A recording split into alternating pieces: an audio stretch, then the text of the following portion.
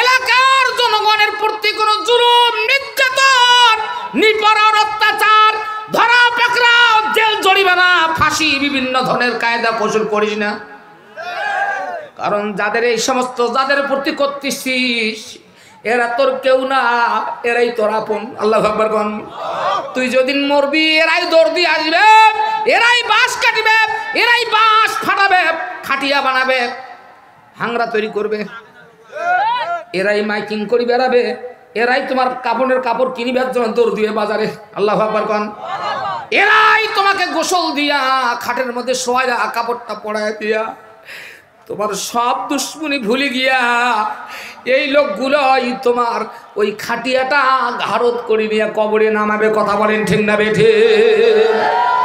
এই জন্য বাবা খবরদার অহংকারী করি না, তাকব্বারি করি না।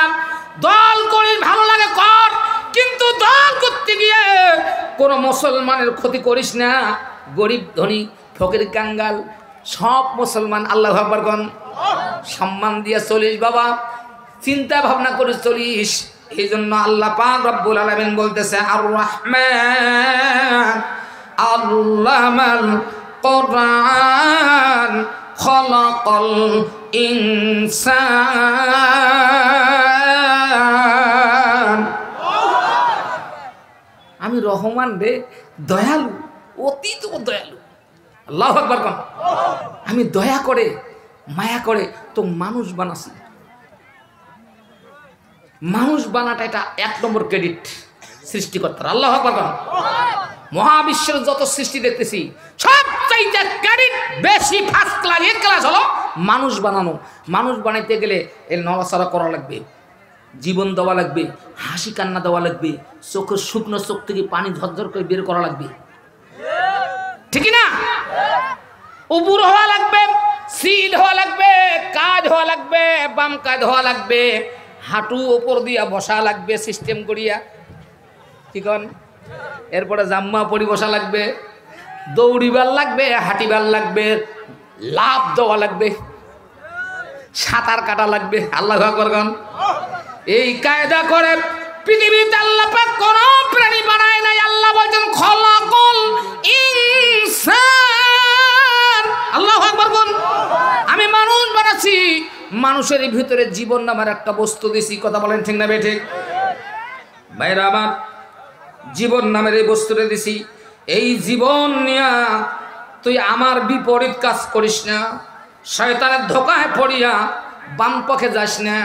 তোর যে মুসলমান শব্দটা, মুসলমান মানে ডাইন পক্ষ। আল্লাহু আকবার কোন।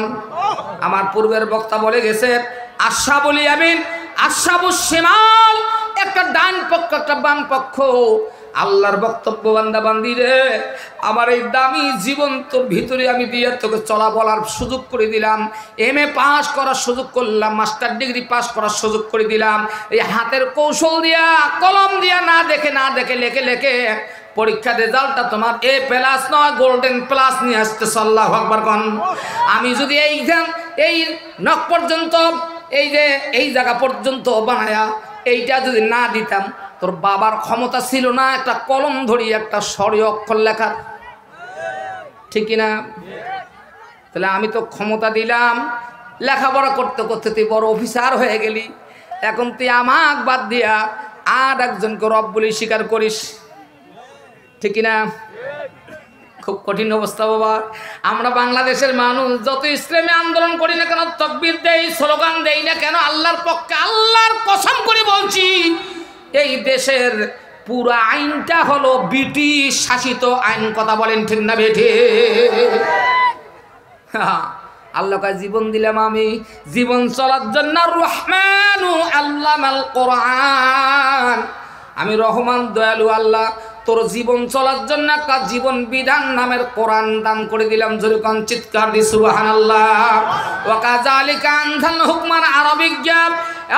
পৃথিবীবাসী শোনো, আমার আরবি ভাষার কিতাব পৃথিবীর মানুষের জন্য আইনের কিতাব হিসেবে আমি আইনের কিতাব বানায়া ঘোষণা করে দিলাম। যেরকম চিৎকার দি সুবহানাল্লাহ।